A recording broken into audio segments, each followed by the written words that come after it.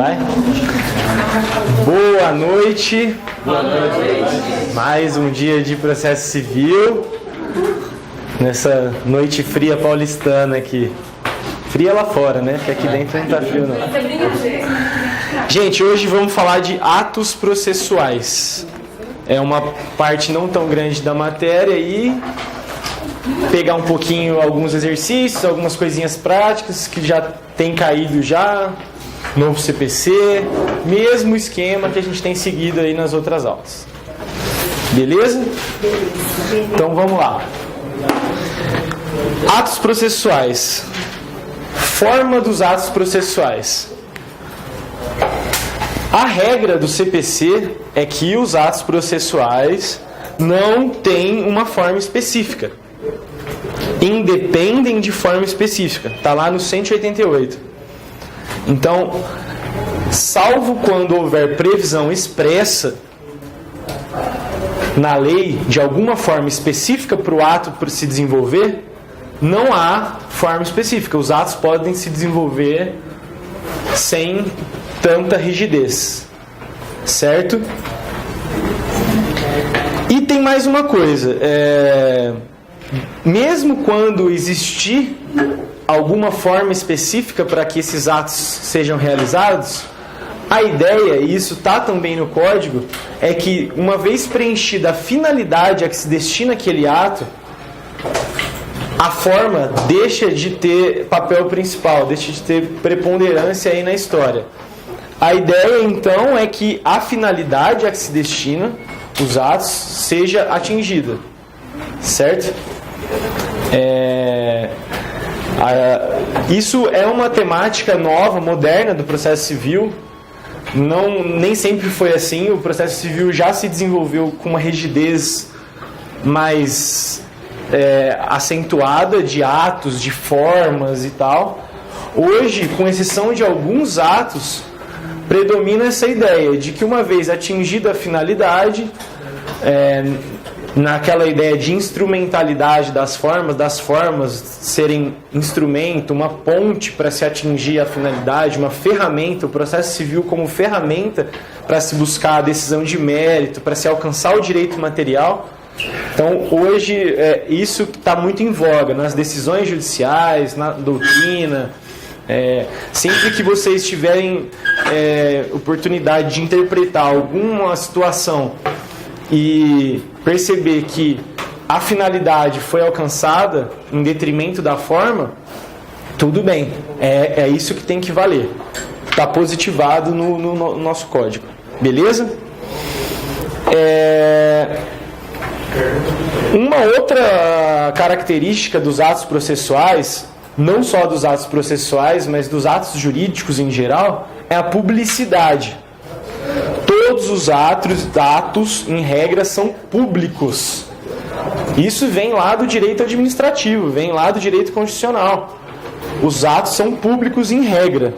Todos os atos processuais. Então, uma audiência, uma sessão de julgamento, um processo físico, ou um processo digital, um processo eletrônico, todos eles são públicos. É de acesso livre a qualquer pessoa. Essa é a regra. Mas, como todos sabemos, temos aqui algumas exceções. As exceções dizem respeito aos processos que vão tramitar, então, em segredo de justiça.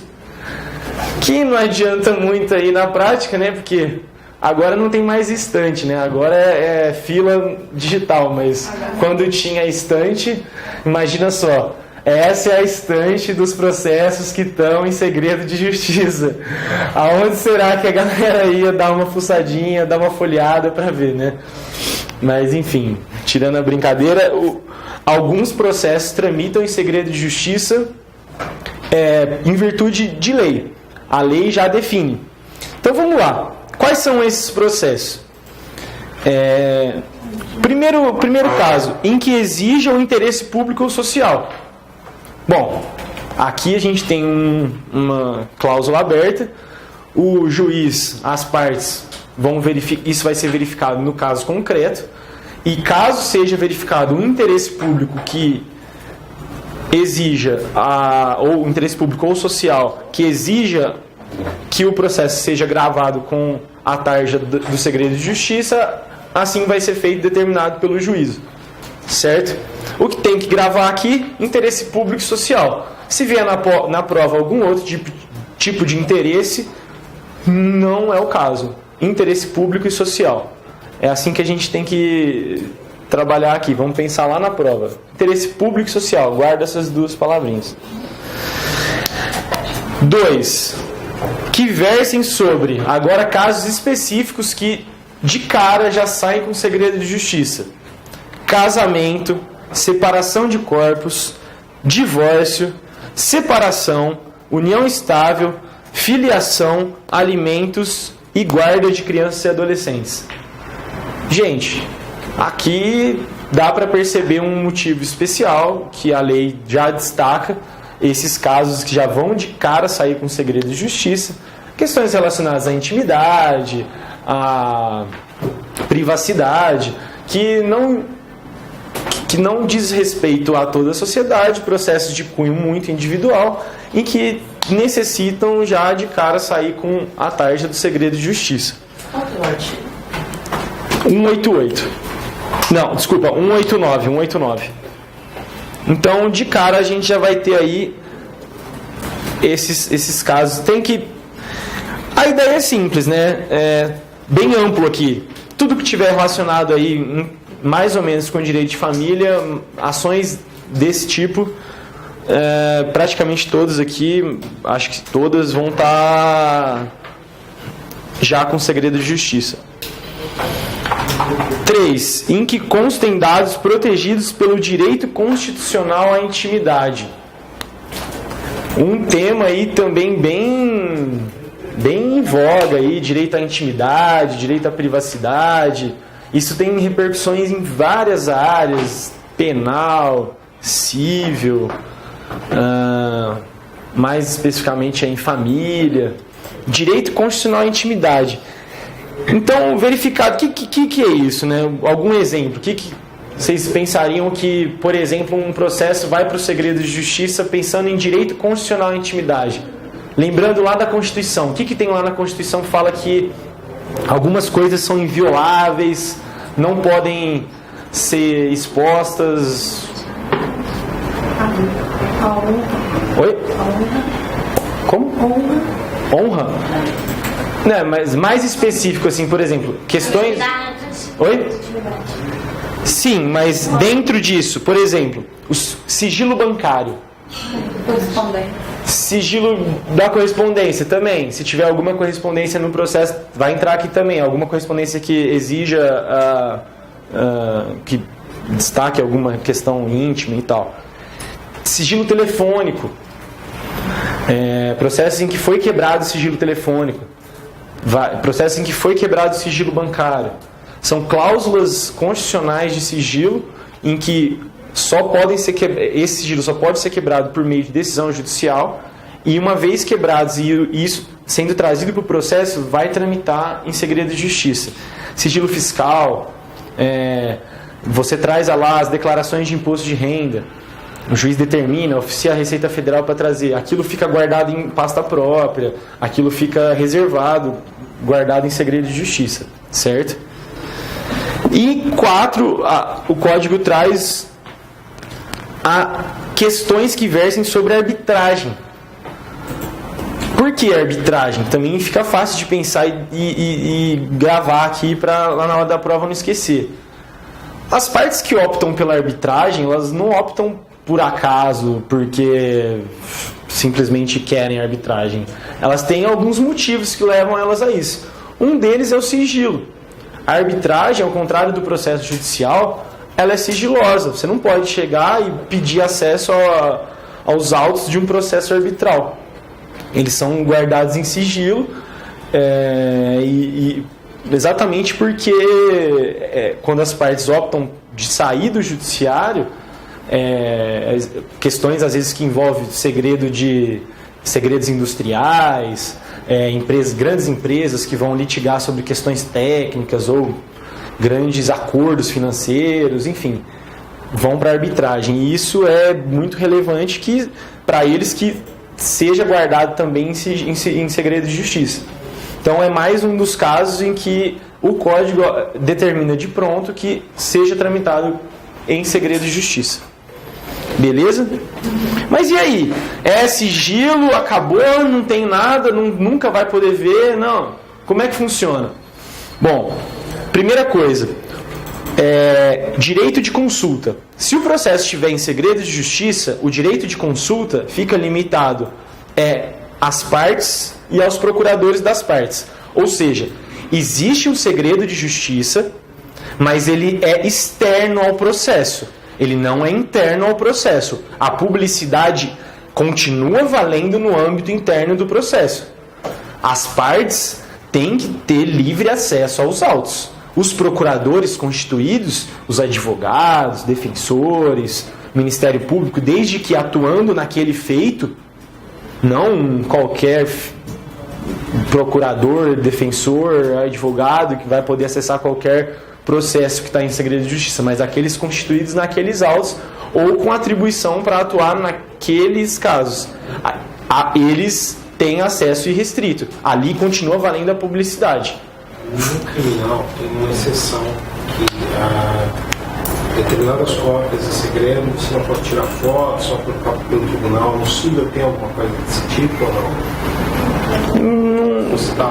Se no civil tem mesmo constituído tem alguma limitação, eu não me recordo. E assim, a gente sabe que a prática lá do cartório, do CPC, né, do Código de Processo do Cartório, do dia a dia, nem sempre é assim, né?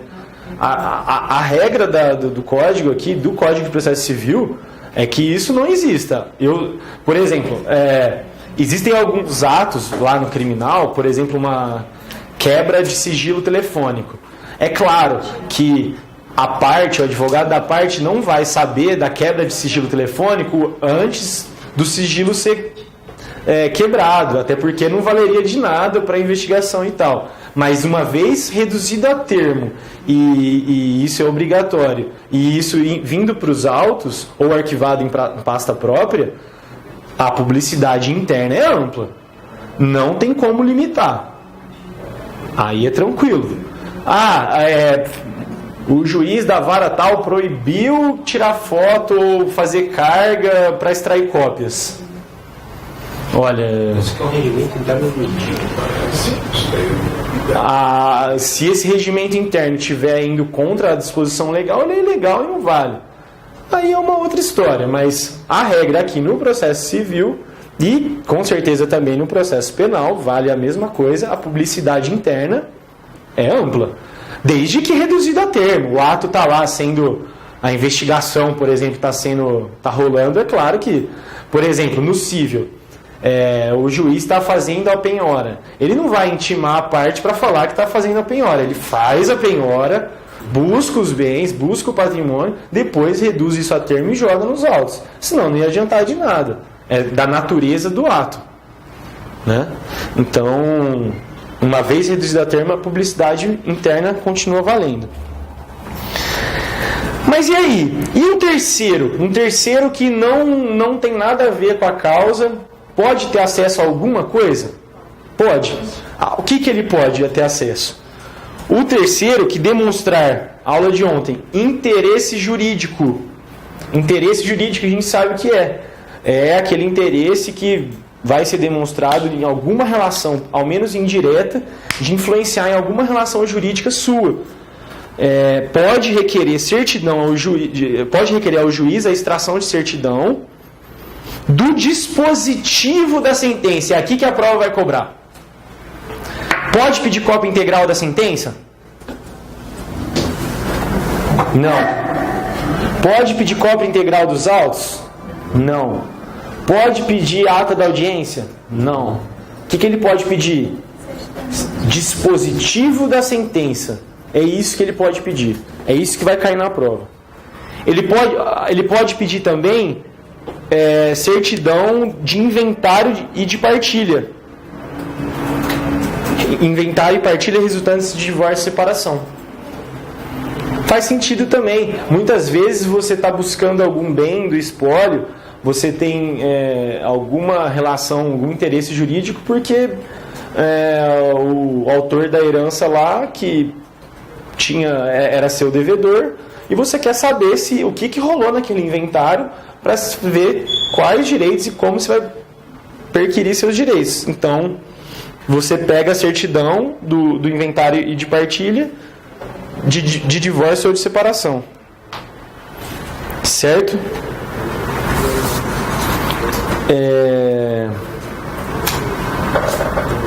Publicidade, basicamente, o que tem na lei, o que está no código é isso aí. Uma novidade agora. Novidades estão caindo. Convenções processuais. Isso aí está saindo polêmica, trabalho acadêmico. É uma coisa que vem do direito estrangeiro, vem do direito arbitral, dos processos de arbitragem. Como é que o que está acontecendo? O que o CPC trouxe? Então, o novo CPC trouxe uma possibilidade de que em direitos que admitam autocomposição, direitos que admitam autocomposição. Então tá, que direitos são esses? Basicamente, direitos disponíveis e partes capazes. Desde que sejam direitos em que as partes possam transigir, possam compor um acordo, compor uma transação, as partes vão poder também ajustar especificidades da causa. Elas vão sentar e conversar e falar: vamos falar aqui que ao invés de 15 dias a contestação vai ter 30? Beleza, 30 beleza. Vamos falar que a gente não vai poder pedir produção de prova, porque aqui a questão é só de direito? Vamos. Sentou, conversou, decidiu. Enfim, tudo que for relativo a ônus, poderes, faculdades, deveres processuais, antes da formação do processo, ou mesmo durante a formação do processo, as partes podem sentar, conversar e decidir. E aí, o juiz? O juiz fica de fora? O juiz fica de fora ou o juiz participa? O juiz controla, fiscaliza, de ofício ou a requerimento, a validade dessa composição. Então, o juiz vai participar dessa forma. E as partes, juntamente com o juiz, também podem, de acordo com o CPC, fixar um calendário. O calendário diferente, um calendário específico para o processo X. Não mais vai seguir o rito, o organograma do processo comum. Inicial, 15 dias, contestação, audiência de conciliação, contestação, réplica, instrução, sentença, apelação e tudo mais. Esse calendário vai ser aquele convencionado pelas partes. E mais, o CPC ainda fala que esse calendário vai vincular não só as partes, mas vai vincular também o juiz. O juiz vai ficar vinculado nesse calendário e todos os prazos previstos nesse calendário vão ter que ser aplicados. Certo? Essa é a dinâmica das convenções processuais. Uma coisa aqui, né? Isso é muito novo, isso é muito recente, isso é de agora, isso eu não sei, acho que ninguém sabe ainda como isso vai se desenvolver, mas pensando aqui, né, daria pra gente escrever uma tese de doutorado aqui, só com esses artigos das convenções processuais, mas pensando numa prova de primeira fase, vamos ficar com a letra aqui, é isso, não vamos devagar, eu acho que não compensa. Ônus processuais, poderes, faculdades, deveres, antes ou durante. Vai cair assim. Vai cair antes ou durante. Vai colocar só antes e você vai pensar lá na hora, putz, só antes faz sentido. Durante não, durante vira uma bagunça. Durante pode também. É aqui que a gente tem que pensar, é aqui que a gente tem que focar para acertar a questão. Outra coisa, o calendário vincula as partes e o juiz. Tá aqui, é importante. Direitos disponíveis, partes capazes. Importante também. Vão colocar alguma coisinha lá que não vai ser o caso e é ali que vai estar a pegada. Por último. Calma aí. 180 e 190? 190? Eu estou sem aqui no papel, deixa eu já até deixar ele aqui. 190. Isso. Versão do processo, 190 começa. Ó, em último lugar aqui, o calendário fixado, uma vez fixado o calendário, dispensa-se a intimação. Gente, fixou o calendário, tá combinado, é igualzinho na arbitragem. Combinou, é assim que vai ser? Não tem que intimar, não tem termo inicial, termo final e tal. Você tem que protocolar naquela data e acabou. Você já sabe, não tem conversa. Certo? Dispensa-se a intimação para a prática de ato processual ou realização de audiência que estiverem previstas no calendário. Beleza? Convenções processuais, novidade. Acho que aqui o que a gente tem que destacar é basicamente isso. A amplitude dessas convenções, quais poderes, se o juiz pode limitar, se o juiz pode indeferir uma parte da convenção, por exemplo, falando sobre a produção de prova. Eu li uma tese de doutorado sobre isso. Até que ponto as partes poderiam convencionar, se o juiz é o destinatário final da prova, pensando no processo como algo de interesse público, o juiz, como destinatário final, poderia, por exemplo, determinar a produção de uma prova que as partes convencionaram não produzir? Ou ele deveria julgar de acordo com o ônus da produção ou da não produção daquela prova? Tese de doutorado, gente. Isso aí... esquece, não é o caso. Vamos pensar no que está aqui. Esses limites, a amplitude disso aqui vai bem longe. Bacana?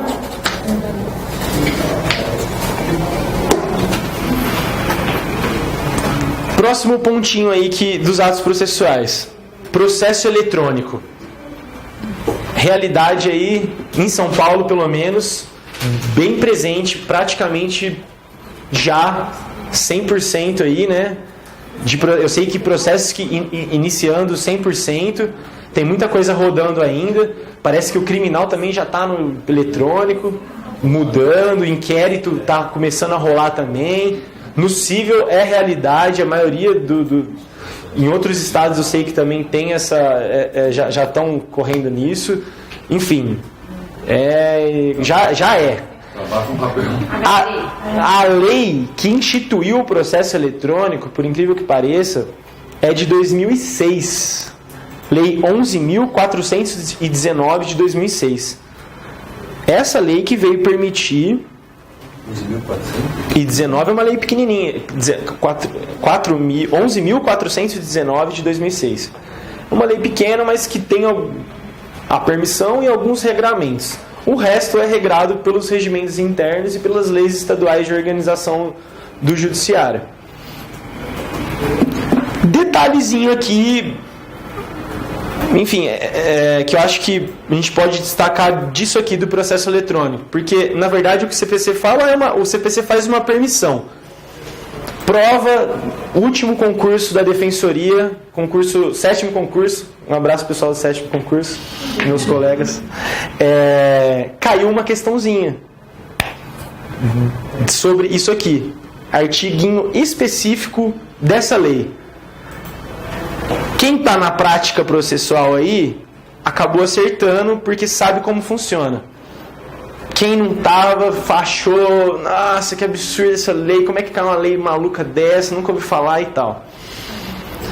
A questão foi a seguinte, eu vou ler aqui com vocês. Hoje eu coloquei as questões no meio do conteúdo aqui. Então vamos lá. Ano 2015, banca FCC, prova para defensor público de São Paulo.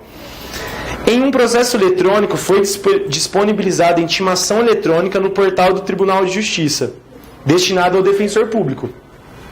A intimação se referia a uma decisão que deferia ao defensor o prazo de 5 dias para a manifestação.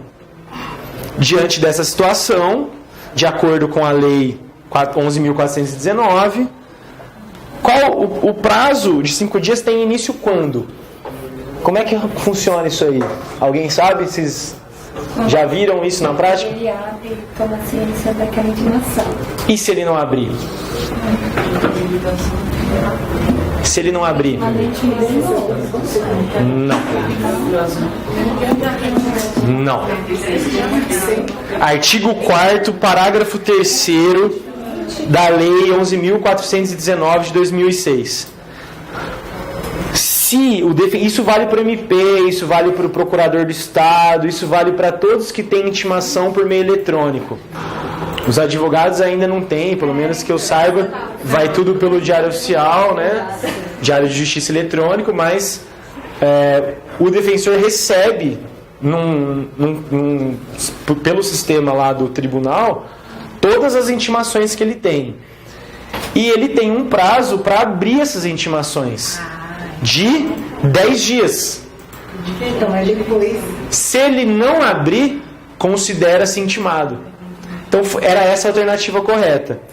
Quando o defensor público efetivar a consulta da intimação, aí ele entrou e consultou, ele abriu, ele clicou lá e abriu, ou, caso não faça no prazo de 10 dias, a partir do envio da intimação eletrônica. Então, eles abrem sempre no último dia. Não. Na correria e no acúmulo de processos, o pessoal acaba não abrindo. Vai deixando estourar, fica tudo vermelhinho lá e vai abrindo só depois que... Artigo 4º, parágrafo 3º. Artigo 4º, parágrafo 3º. Esse sistema centraliza todas as intimações do Brasil? Não. No caso... Cada vara tem a sua. O defensor público em São Paulo ele vai ter uma atribuição específica para atuar em determinada localidade. E aí, de acordo com essa atribuição, tem uma comunicação com o tribunal e ele vai receber daquelas varas em que ele tem atribuição os processos em que ele é intimado. Diferentemente de um advogado, por exemplo, que atua em causas de diversos estados e no Brasil e tal, o defensor, o promotor, o procurador, ele tem atribuições específicas de atuação. Fica mais fácil, quadradinho, cada um no seu quadradinho. Isso. Não ele não pode atuar em outros casos, nem pode. Não, porque advogado que atua ali. Isso. Aí, por exemplo, se ele for com o advogado, teria que haver uma possibilidade do advogado se cadastrar nos autos, nas varas, nos sistemas dos tribunais em que ele atua.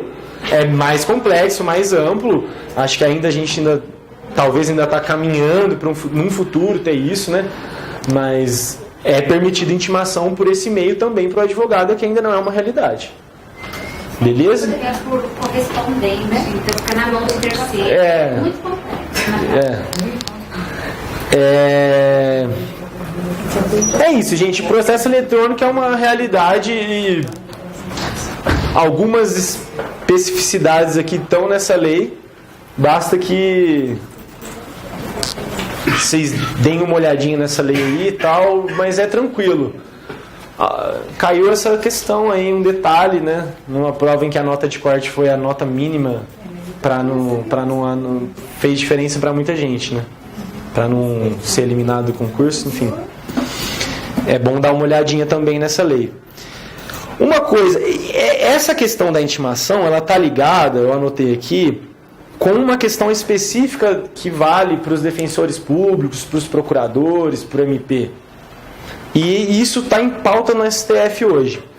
Como que se dá a intimação, uma das prerrogativas do defensor público? Como que se dá a intimação do defensor público? Pessoal, certo. E como é que é essa intimação pessoal? Essa é a questão. Isso a gente vai falar mais aqui, mais para frente, como se dá o termo inicial. Então, por exemplo, no caso, a vista, há aqui nessa lei uma mitigação em tese do direito dessa prerrogativa que consta no artigo 128, inciso 1 da Lei Complementar 80, que é intimação pessoal. Intimação pessoal tem que ser entendida com vista dos autos. Então, se for um processo físico, os autos físicos vão ser levados até o defensor, ele vai ser entregue. Intimação pessoal com vista dos autos. Você recebe os autos. Aqui você não vai receber os autos, até porque os autos, enquanto coisa física, não existem. O que existe é um acesso digital. Então, para viabilizar a prática disso aqui, vai ter que ser um sistema. É esse sistema dos 10 dias e tal. Bacana. O que está em pauta lá no STF, só para vocês saberem aqui uma questão que está rolando, em relação a MP e defensoria, é quando o defensor e MP participam de uma audiência. Participa de audiência, decisão durante a audiência. Quando que ele quando que ele considera-se intimado? Porque o advogado considera-se intimado na própria audiência. Não vai sair publicação. Se sair, considera do dia da audiência. Ele já sai intimado. Como os defensores e os promotores têm a prerrogativa de intimação pessoal com vista dos autos, a ideia que prevalece, principalmente falando de concurso para defensoria, para MP, não sai intimado da audiência. Ele vai ter que receber os autos da mesma forma, ou físicos ou eletronicamente, para que ele tenha vista dos autos e seja intimado. O que está dando polêmica é que tem alguns tribunais considerando que não, defensor e promotor também saem intimados da audiência. Isso está em pauta no STF. Uma polêmica aí que ainda não foi decidida. Acho que ainda não foi decidida. As decisões anteriores eram todas no sentido de valer a prerrogativa. Vista dos autos, recebimento dos autos, intimação pessoal com vista dos autos, com recebimento dos autos. Agora, pipocou isso aí. Físico, né? A ideia do processo físico. A ideia do processo físico é simples. Chega os autos lá na defensoria, na sala do defensor.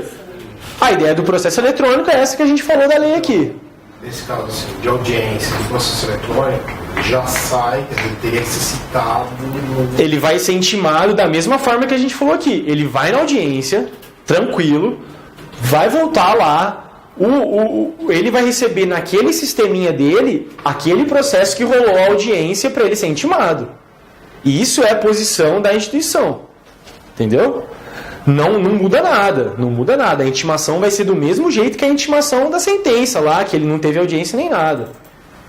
Beleza?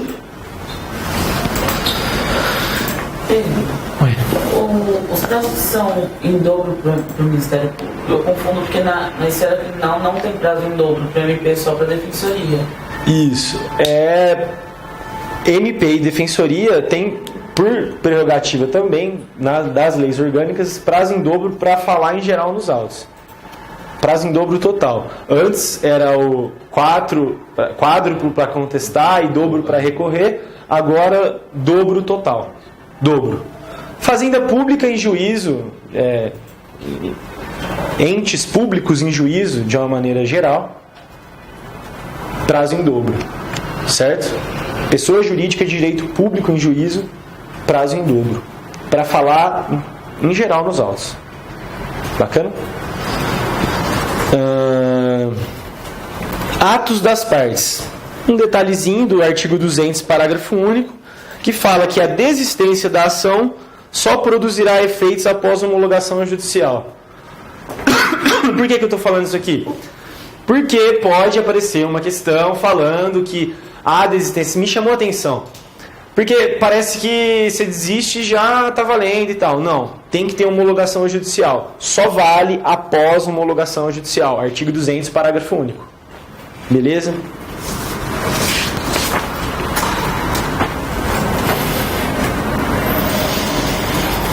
Então,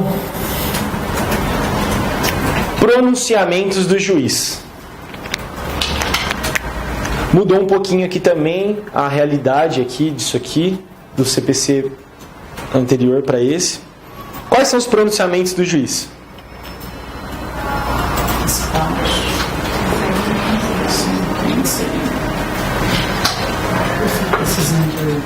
Exato. Sentença, decisão interlocutória e despachos. Mas tem também um outro pronunciamento de juízes. Juízes que atuam nos tribunais. Desembargadores, ministros, são juízes. São os acórdãos. Acórdão é uma decisão colegiada, proferida por juízes que atuam em tribunais. Certo? Mas então, o que é cada um, né? O CPC também fala. Sentença. O que é sentença? E por que tem que saber?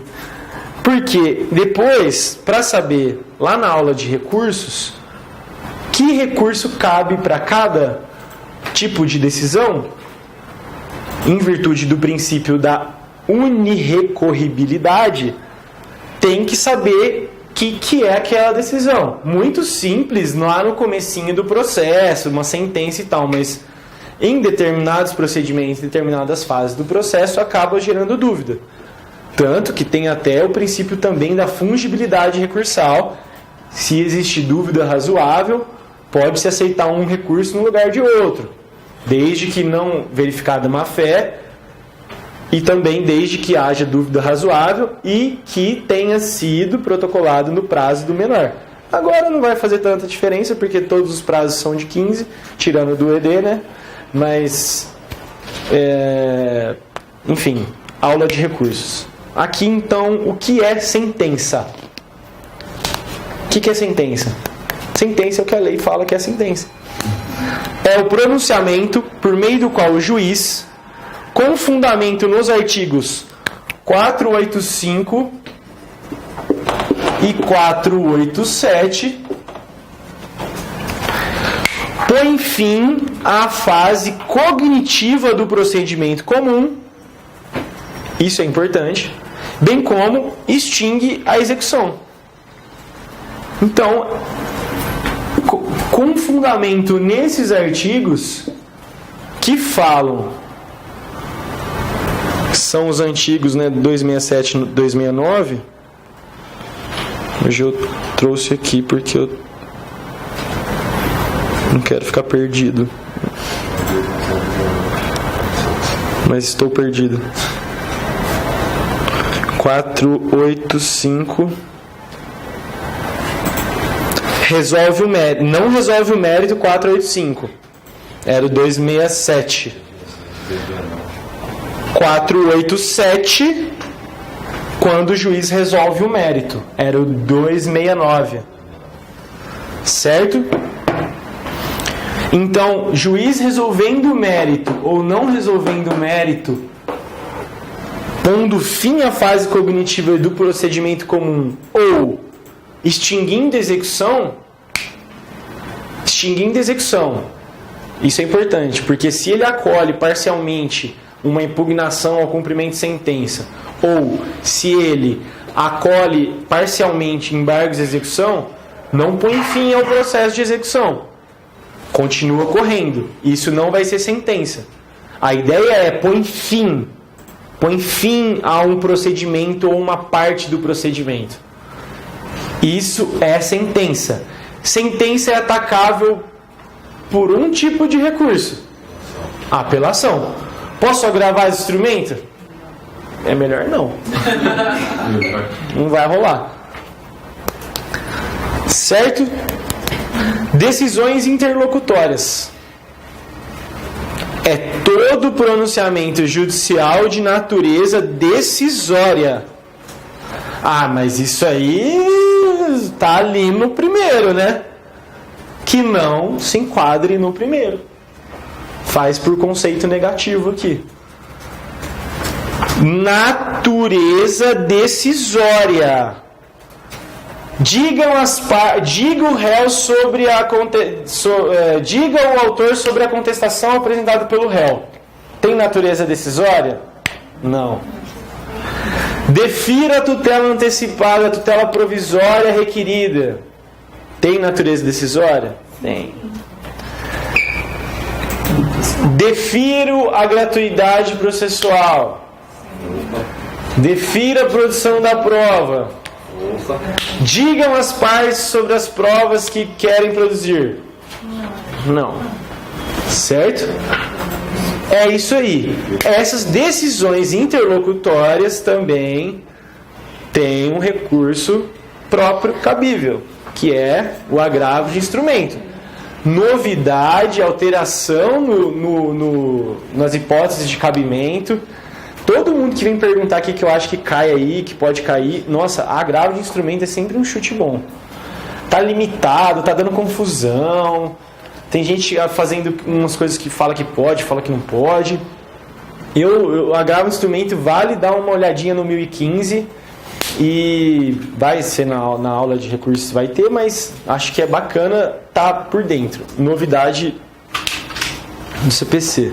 Lembrando que o agravo retido não existe mais. Beleza? Raro, né? Raro. A não ser aqueles lá da audiência lá que tinha que fazer para não... Despachos. Todos os demais pronunciamentos do juiz. Esses daí que a gente falou. Digam as partes. Manifeste o autor. Enfim, toda decisão do juiz sem natureza decisória.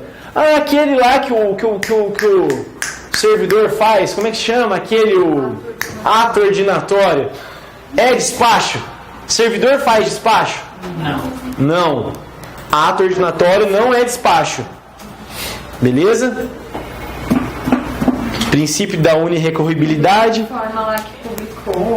Isso. Mesmo diga o autor, tem vários atos ordinatórios que são autorizados para o servidor. Não é despacho, é ato ordinatório. E aí agora então, beleza, ato ordinatório. Juntada, vista, independem de despacho. Vai cair esse aqui, ó, certeza. Devendo ser praticados de ofício pelo servidor. Ele não tem que esperar a autorização do juiz, ele não tem que pedir a autorização do juiz, ele não tem que fazer consulta ao juiz, ele faz de ofício e já manda o processo correr. O juiz pode revisar, controlar, enfim, coordenar os atos ordinatórios que os servidores ali vão fazer.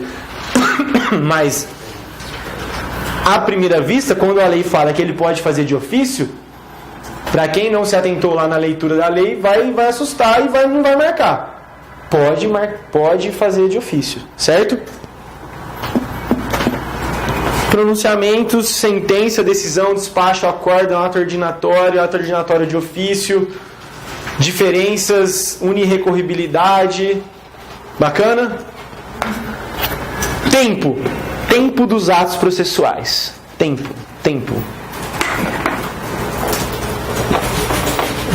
Mudança aí que ninguém vai errar, né? Porque tá todo mundo sabendo, né? A que mais todo mundo sabe. Como é que agora são contados os prazos? Dias úteis. Justiça comum. Dias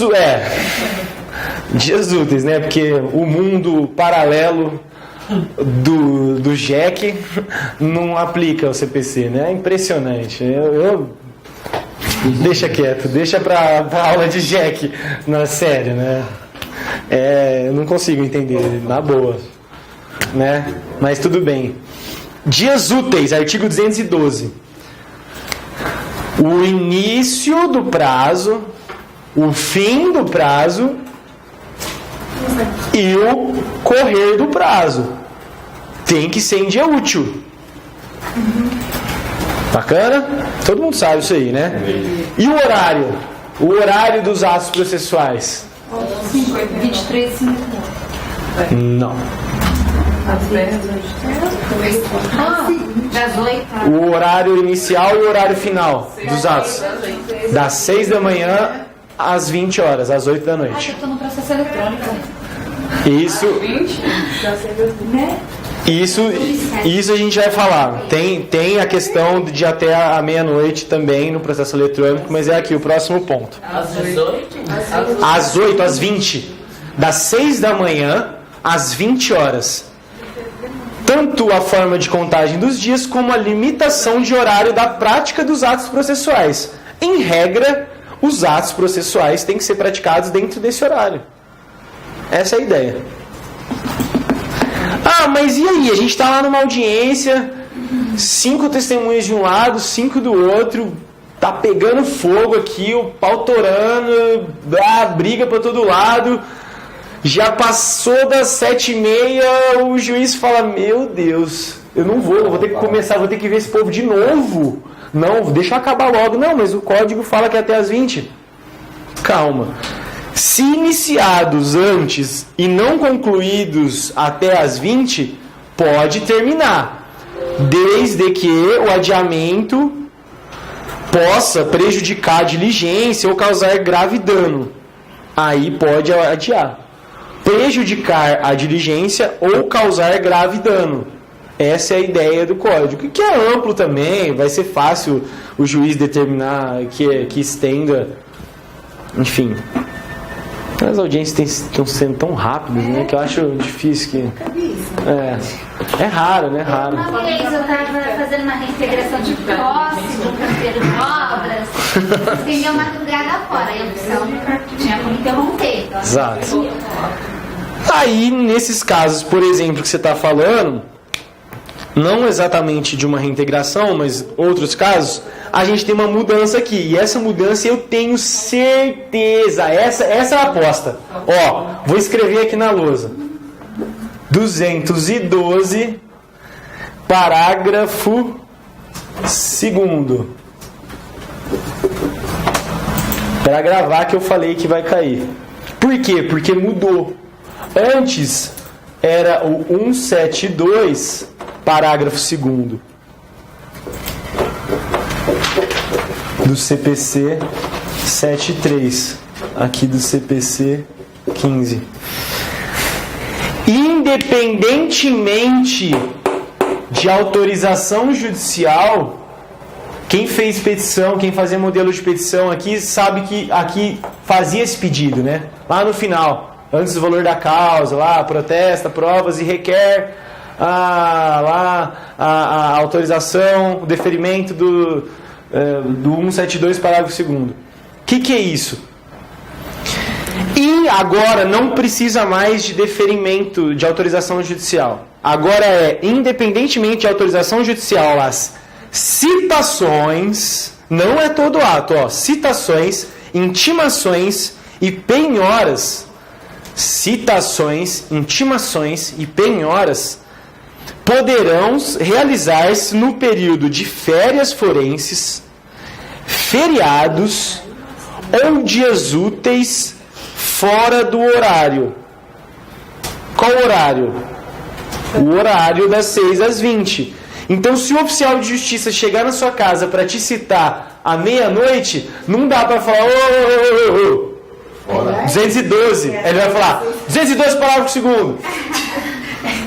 Já passaram das 20. Invasão de domicílio. Acho difícil chegar assim, né, muito tarde, mas vai que acontece. Citação, intimação e penhora. Observado os limites do artigo 5º, inciso 11 da Constituição. O que é esse artigo 5º, inciso 11? A inviolabilidade do domicílio. As restrições constitucionais à inviolabilidade do domicílio, que têm sido um pouco flexibilizadas pelo STF, principalmente onde não podia, lá no processo penal, mas é outra aula que vai ser falado isso. A ideia é que, independentemente de autorização judicial, quem estudou no antigo, fez petição inicial, sempre tinha lá um requerimentozinho, que na prática nem precisava, o juiz nem deferia mais isso aí, o oficial de justiça fazia e tal, enfim. Mas é isso aí. Agora, o que falaram aqui agora? Ah, mas e o processo eletrônico? Eu posso, então, é só até as 20 que eu posso peticionar? Não. A prática eletrônica de ato processual pode ocorrer em qualquer horário até as 24 horas do último dia do prazo. Certo? Que na verdade tem uma imprecisão técnica aqui. O que você pode fazer até as 23h59 e 59 segundos. Porque 24 já é outro dia. 24 não existe, essa hora não existe, né? Essa hora não existe. Na verdade é que essa hora não existe. Se nós vamos se encontrar às 24 horas, olha. 4 minutos do outro dia.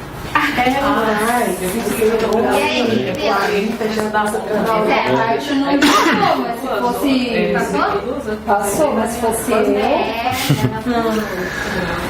Gente, durante as férias forenses e feriados, não se praticarão atos processuais. Ai, mas você acabou de falar que pode aqueles lá, exceto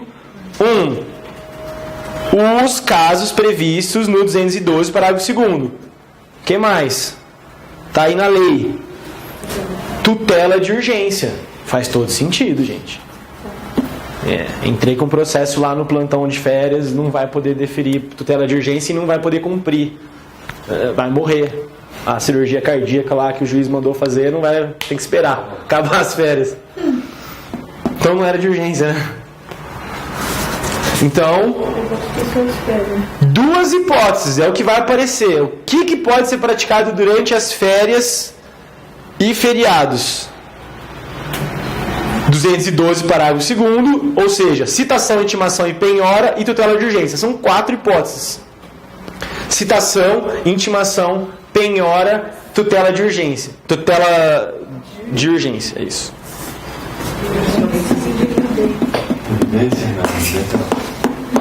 Beleza? Bacana? Tá, esses atos são os atos que podem ser praticados. Aí o 215 vem e fala. Vocês acho que vocês estão percebendo que a gente está seguindo a sequência da lei aqui, né?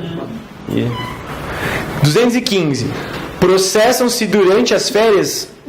Quais casos podem ser processados? Porque também não é qualquer caso que você vai poder entrar lá durante as férias. Então, processam-se durante as férias e não se suspendem pela superveniência delas.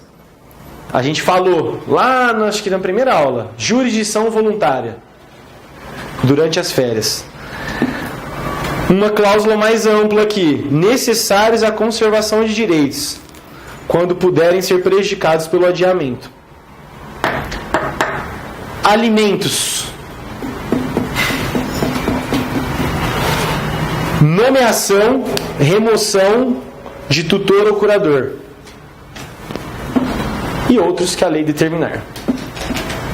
Certo?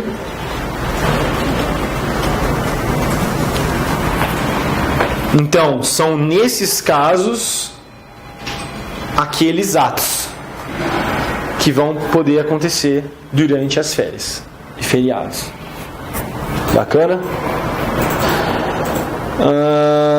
Prazos. Quais são os prazos processuais? Gente, os prazos são aqueles contidos na lei. 15 dias úteis para recursos em geral, 5 dias para embargo de declaração. Basicamente, 5 dias para embargo de terceiro. Não lembro de outro prazo que foge disso. O CPC novo unificou tudo, inclusive aqueles que são diferentes dos regimentos internos. 15 dias. São 20 para quais? Oi? 15 dias. 15 dias para recursos em geral. 5 para embargo de declaração. A gente está falando de prazos recursais, né? E 5 para embargo de terceiro também. Aquele prazo da decisão monocrática do relator, agravo regional, 5 dias, né? O agravo interno. Agravo interno é 5. Não, é 15 também, né? É isso, exatamente. O CPC falou que era 5, né? Porque o regimento falava 5. Mas o CPC agora fala que mesmo os recursos contidos nos regimentos internos, aplica-se também a regra geral de 15. Isso é de recurso. Mas e aí? E se a lei não falar? Que prazo que é? Antes disso, o juiz pode determinar. Primeira opção, determinação do juiz. Primeira opção, determinação do juiz. Segunda opção, se o juiz não determinar práticas de atos processuais em geral, 5 dias. E para cumprimento de qualquer intimação, caso não haja determinação judicial em específico. Caso não haja determinação judicial em específico, para cumprimento de qualquer intimação, 48 horas. Tutela de urgência mandando apresentar documentos, mandando depositar um dinheiro, fazer determinado ato. Juiz não falou? 48 horas. Juiz falou 24 horas? 24 horas. Certo? E esse prazo de 48 horas está na lei também? Sim. Tudo que hoje é aula da lei. Da lei. Aliás, sempre está sendo, né? A culpa não é minha. A culpa é das provas. Polêmicazinha que mudou. Quem também atuava aí, principalmente em recursos especiais e tal. O Tribunal de Justiça tem vários também que adoravam fazer isso. Vocês já ouviram falar de intempestividade prematura? Sim. Mas era um absurdo. Um absurdo, né? Concordamos com isso. Você vai lá, protocola, interpõe o recurso antes, colabora com a justiça, acelera, faz um negócio bacana antes, e qual é o prêmio que você ganha? A intempestividade. Que legal, obrigado. É impressionante a criatividade do ser humano para não trabalhar, né? É impressionante. Mas acabou. O STJ tinha jurisprudência firme nesse sentido. Uma sessão ou outra. O TJ aqui em São Paulo era bem dividido, mas STJ, se você, por exemplo, saísse, acontecia muito nos embargos de declaração, acontecia às vezes você recebia a intimação da decisão e não a publicação, aquilo que acontece que eles mandam, resultado de julgamento. Atira e tal. Vai lá, nossa, vou fazer logo para me livrar disso. Toma. Ganha tempo. STJ, intempestividade prematura. Acabou. O CPC novo acabou com isso. Será considerado tempestivo o ato praticado antes do termo inicial. Ponto. Né? Bora trabalhar. Nossa, eu lembro o dia que eu descobri, que eu conheci isso, que eu fiquei sabendo. Como outras coisas do direito, né? É impressionante. Aí, no caso, perdeu. Aí ele É intempestivo. Porque já passou. Não. Vai ser o que a gente vai falar disso daqui a pouquinho. Preclusão. Preclusão consumativa. E temporal, antecipada. É uma loucura. Contagem dos prazos, gente. Contagem dos prazos em dias úteis. Alguns artiguinhos aqui também que pode cair e tal. Suspensão dos prazos. Quando que é? Isso todo mundo sabe, né? Todo mundo sabe que adora. Eu adoro também. Todo mundo adora. Suspensão dos prazos, gente. Quando que é? 20/12 a 20/1. Todo ano, sempre, tá na lei. Aqui, prazo suspenso. Suspenso. Inclusive, considerando os dias inclusive. Suspenso, hein, gente? Não interrompe. Cuidado lá na hora de contar o prazo. Nas comarcas em que for difícil o transporte, o juiz pode prorrogar os prazos por até 2 meses. Artigo 222. E reduzir? Juiz pode reduzir prazo? Juiz pode tudo. Tá na lei? Pode. Mas para reduzir os prazos peremptórios, que são aqueles previstos em lei, ele tem que ter a anuência das partes. A gente acabou de falar das convenções, gente. Tem falado isso aqui também. Lembra daquela questão de ontem? Que matava pela ideia do amicus curiae, aquela coisa toda? Isso tem que estar todas essas coisas que a gente vai lendo, estudando. Falando, o CPC incluiu convenção processual, fixação de calendário pelas partes. Pô, o juiz vai poder reduzir, mas reduzir uma coisa, ampliar outra. Ampliar pode ampliar, não está ferindo o direito de ninguém, está dando direito em tese, mas reduzir só com a anuência das partes.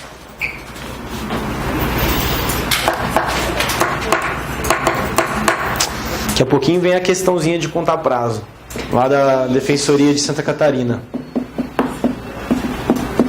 Vai valer chocolate, hein? Se bem que tá cheio de chocolate aqui hoje. E hoje eu trouxe para pagar, hein? Beleza. Vamos ver. Vamos ver quem vai levar. Tá difícil mesmo. Eu fiz ela antes. Se eu tivesse sem... Não quero chocolate. Ó, vou dar esse aqui, brincadeira, esse é meu. Então vamos falar agora antes da questão. Preclusão.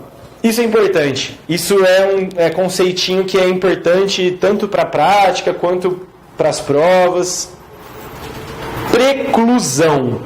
Uma vez me deram um exemplo, né, que o processo é um corredor com uma porta de entrada e uma porta de saída.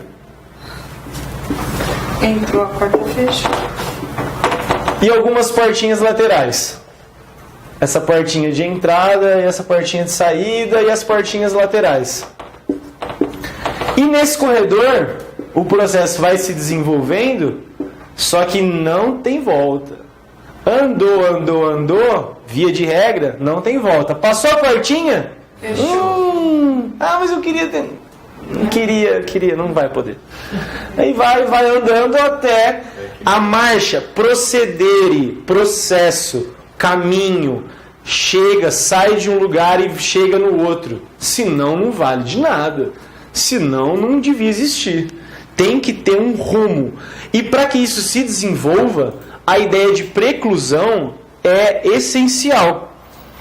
Porque senão nunca vai caminhar para o destino. Que no caso, qual que é?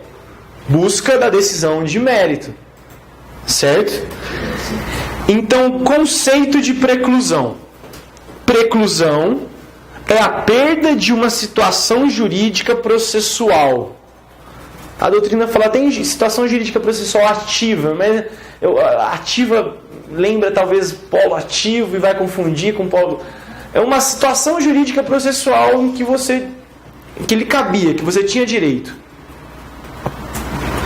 Faculdade jurídica da prática de algum ato. Perda de uma situação jurídica, de uma faculdade processual. Perda de um direito processual, de um poder processual. Certo? Isso é a preclusão. É a perda desse direito. A preclusão tanto é para as partes quanto para o juiz. Nossa! Será? Juiz decidiu, pode decidir de novo? Pode voltar atrás? Mudei de ideia. Publicou a decisão, pode? Não. Lhe falta jurisdição. Uma vez pronunciado, nem jurisdição ele tem mais. Encerra-se a jurisdição dele. É a preclusão do juiz também. Exceto nos casos previstos em lei. Por exemplo, um recurso em que cabe retratação, embargo de declaração, pedido de reconsideração. Aí sim, ou questões meramente... Como fala a doutrina? Erros materiais, exato, obrigado. Erros materiais, beleza, um errinho material ali na sentença que você viu lá que ele colocou 5 em número e por extenso ele escreveu 10. Erro material, gente, vai lá e corrige, tudo bem. Depende, se for condenação, não, depende, calma, depende do lado que você dá. Mas O pessoal que vê o vídeo não deve entender nada, né? Porque não ouve o que vocês falam, né? Ouve, Deve achar que eu sou louco, né? Eles devem achar que eu sou louco. Não sou... Bom, talvez seja, mas não aqui, sei lá. Enfim. Preclusão para o juiz também. Beleza? A preclusão é indispensável para o processo. Por quê? Segurança jurídica. Lembra dos princípios da jurisdição? Que mais? Duração razoável do processo. Boa fé. Por que boa fé? Porque busca impedir também comportamentos abusivos. Já falou, meu amigo. Acabou, não vai falar de novo. Deu. Beleza? Quais são as espécies de preclusão? Aqui rola aquela confusãozinha, mas é bem simples. Prova oral, defensoria pública, 8º concurso. Doutor, fala um pouquinho pra mim das espécies de preclusão. Perguntinha boa, hein? Assim, pra começar a prova, né? Pra começar. Aquele aquecimento. Temporal. Não. Lógica. Você está confundindo com prescrição. Lógica. Já perdi tudo, chocolate. E consumativa. Temporal, lógica e consumativa.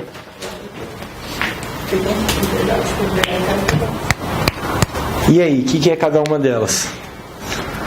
Preclusão temporal. Dançou o tempo, dançou. Artigo 223. É a única que tem aí certinho no código. É a perda do poder processual pelo decurso do prazo.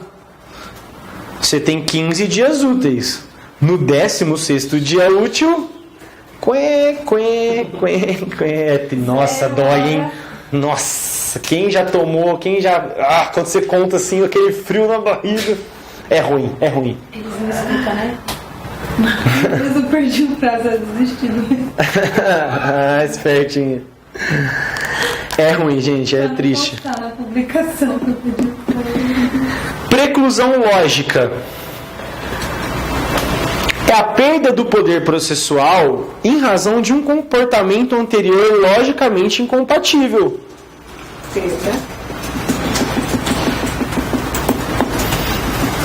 Ou seja, por exemplo, você desiste do recurso, você renuncia aos prazos, aos direitos, você, enfim, exerce ali algum ato, manifesta, por exemplo, é que muitas das vezes, em determinado ato, você vai verificar mais de um tipo de preclusão, mas se você manifestar o desinteresse numa produção de provas, vai ter ali a consumativa e a lógica também. Não adianta você chegar e pedir depois de novo, sem justificar e tal, simplesmente falando que tem direito. Oi? Olha a prescrição. Repete, por favor, lógica. Lógica. É a perda do poder processual em razão de um comportamento anterior logicamente incompatível.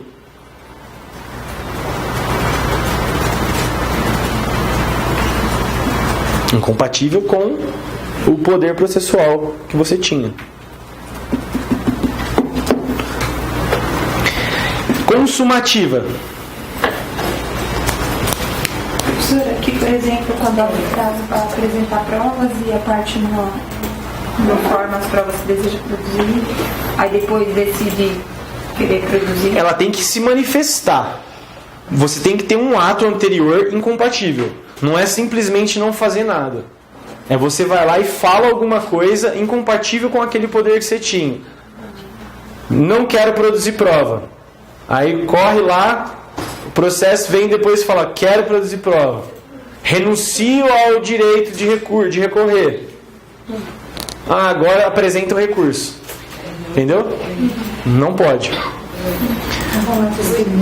Consumativa é o poder processual perdido.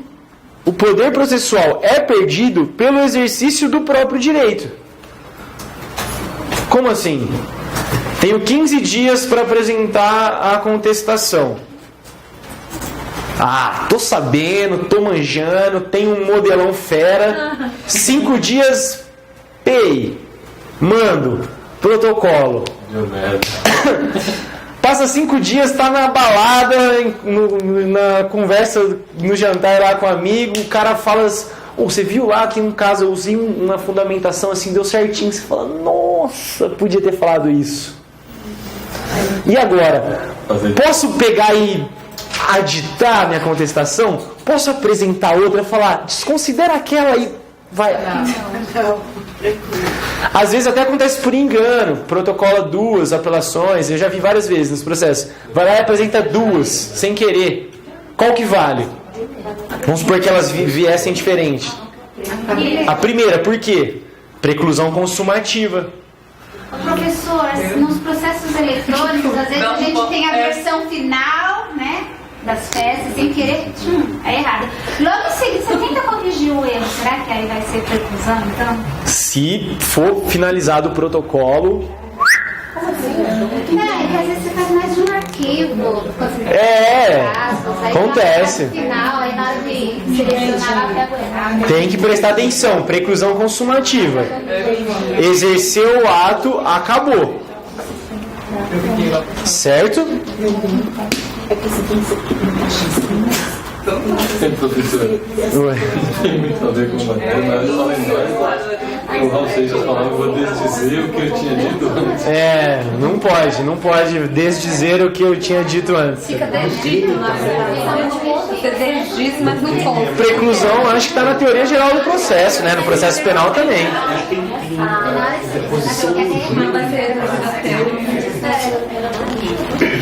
No júri, pode... Você entra e você tem 5. Não, aí é outra coisa. No processo penal... no processo penal, é diferente. No processo penal, diferentemente do processo civil, você pode protocolar recurso em 2 fases. Você pode fazer uma peça de interposição, só a peça, sabe aquela primeira folha do recurso de apelação, por exemplo? Só em interposição você pode fazer. E depois você pode apresentar as razões em separado em dias diferentes. É 5 mais 8, salvo engano. Pode, ou você pode ser intimado até depois, em segundo grau. No processo penal. Não. Processo penal. Aquele mundo sombrio. No penal, o prazo normalmente considerado da interposição. Isso, aí você interpõe razões separadas. Do cível não pode. Na interposição do júri, você tinha um prazo até... Para refazer? Para aditar. Não lembro de cabeça, não. Pode ser, faz sentido pela matéria e tal, mas... Bora, Tito. Gente, a parte pode renunciar aos prazos recursais? Pode. Pensa em tudo que a gente está falando aí, né? Tá legalize o processo agora.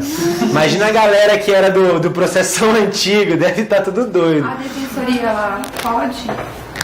Aí já é mais complexo, eu acho que é um tema mais... Porque depende do tipo de atuação, depende da vontade, porque existe um debate muito grande na defensoria se você... Até que ponto você deve atuar exatamente na vontade do assistido ou de acordo com a sua independência funcional. Prevalece, pelo que eu já ouvi aí, estudei um pouco, prevalece a independência funcional. Inclusive tem jurisprudência lá no criminal também, falando que, porque no criminal a parte também pode interpor recurso por conta própria, por manifestação simples de que quero recorrer. E se a parte manifestar que não quer recorrer e o defensor, o advogado constituído ou o defensor interpor recurso, prevalece a posição técnica do advogado ou do recurso. Mas para o defensor renunciar a um direito de recorrer a um prazo recursal nocível, eu acho que teria que ter a anuência expressa do assistido. Não faz sentido você fazer isso sem... Você está ali pelo assistido, né? Isso é polêmico, isso é um debate bem mais aprofundado, mas bate pronto assim, eu acho que o assistido teria que te autorizar expressamente. Renunciar a um direito de recurso, principalmente, não faz muito sentido. Mas é debate polêmico e tal. Mas olha só, o 225 tem uma questãozinha que eu acho que é interessante aqui para destacar. Ele fala que a parte pode renunciar, mas ele tem um requisitozinho lá no final: desde que eu faça de maneira expressa. Tem que ser expresso. Não é implícito ou tácito a renúncia ao prazo recursal. Bacana? 225. E o juiz, gente? O juiz tem prazo? Tem. Sim, né? Esse prazo é próprio? Tem alguma... O que quer dizer próprio ou impróprio? Tem alguma consequência, alguma sanção, alguma penalidade? Só lá em Dubai. Processual, não. Pode ter até correcional no âmbito da corregedoria administrativa, lá no âmbito administrativo interno. E isso tem até regramento no CPC. Mas processualmente não implica nenhuma sanção. Mas existem prazos. Para os despachos, quantos dias? É uma loucura isso aqui, né? Na Noruega, aqui na Suécia. 5 dias para os despachinhos. Depende do despacho. Outra coisa, números cabalísticos processuais. 5, 15, 30. 5 e 15 principalmente, né? Não sei porquê, mas a galera adora, né? Cabalístico, alguma coisa assim. Se for para chutar, se estiver aparecendo 12, sei lá. Não. Então, despacho, 5. Decisões interlocutórias, 10. Sentença tem que sair em 30 dias. Sim. Da conclusão. Sim. Sempre lembrando que são prazos impróprios. O juiz não perde prazo.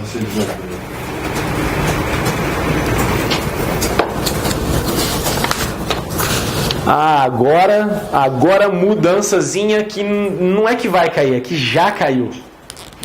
Esse aqui vocês devem lembrar também. Nossa, gente, tem uma piadinha aqui que eu fui até proibido de fazer, mas eu vou fazer. Essa de vai cair, senão o examinador vai assistir nossa aula e vai mudar todas as questões. Vai anular a prova, né? Quem é o sujeito... Eu acho que já fiz a piada. Nossa, não vou fazer. Já fiz, né? Não, então não vou fazer de novo. Não, fala não. Quem é o sujeito com mais sorte no processo? O Litz. Quem? Nossa. Sujeito mais sortudo do processo. Ah, não, é o MP, é o juiz. Não, é o litis consorte. Legal, né? Pula, edita depois essa parte. Gente, prazo em dobro dos litis consorte. Como um chocolate. Artigo 229.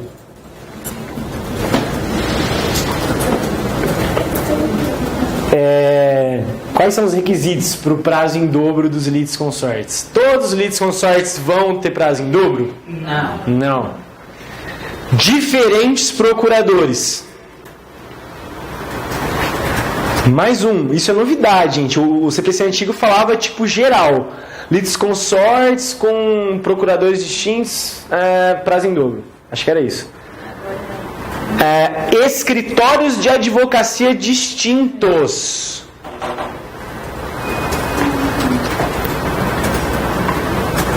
E tem mais um. Não pode ser processo eletrônico. Processo eletrônico não tem prazo em dobro. Sério. Porque todo mundo Ninguém faz Qual é a razão do processo? Boa pergunta. Qual é a razão do prazo em dobro dos litisconsortes com procuradores distintos? Acesso aos autos. Um vai fazer carga e o outro não vai poder. Vai ter que demora mais e tal, em tese, né? Mas processo eletrônico não tem. Tem mais uma questão. Se esses dois réus, por exemplo, apresentarem a defesa por uma só defesa, cessa também o prazo em dobro. Cessa a contagem do prazo em dobro se, havendo apenas dois réus, é oferecida a defesa por um deles. Por apenas um deles. Desculpa. Voltando. Se um deles for revel, aqui é o caso. Bacana? Eu me confundi e confundi vocês. Se um deles for revel, acaba a ideia. Se tiver dois, um não apresenta, não tem revel, acabou o prazo em dobro. É isso. Beleza? E é em dobro pra quê? Apelar, recorrer, agravo, tudo. Em dobro pra tudo. Todas as manifestações. Antes era só pra algumas mulheres? Não, sempre foi. Dobro geral. E se for nomeado? Ele vai atuar também em dobro, mas não por esse motivo. É em dobro lá pelo motivo que ele atua fazendo as vezes do Estado. Advogado que não é nomeado advogado. Até o advogado que está atuando pelo convênio formado com a Defensoria Pública, ele atua numa função estatal ali, tem prazo em dobro, porque ele está fazendo as vezes do Estado que deveria estar prestando a assistência jurídica pela Defensoria, que está fazendo essa assistência por meio do convênio.